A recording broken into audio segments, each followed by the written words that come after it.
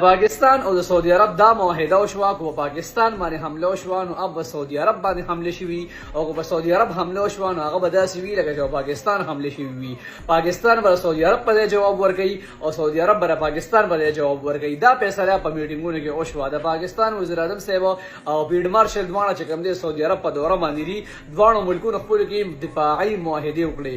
دفاعي چې کوم ډیفنس پلینز دي په هغه کې دا رااله دا خبره رااله په پرس کا اسرائیل چې کوم دي قطر نه پسو سعودي عرب اٹیک وکړو نو ډیفنس په پاکستان کې دفاع پاکستان کې جوابي حمله مو سره پاکستان کولی شي او پرس کا پاکستان باندې اٹیک وشو نو سعودي عرب سره پورا همکاري کوي مرسته وکړي او اٹیک وغیرہ چې کوم دي ډیفنس په ولا سعودي عرب هم کوي.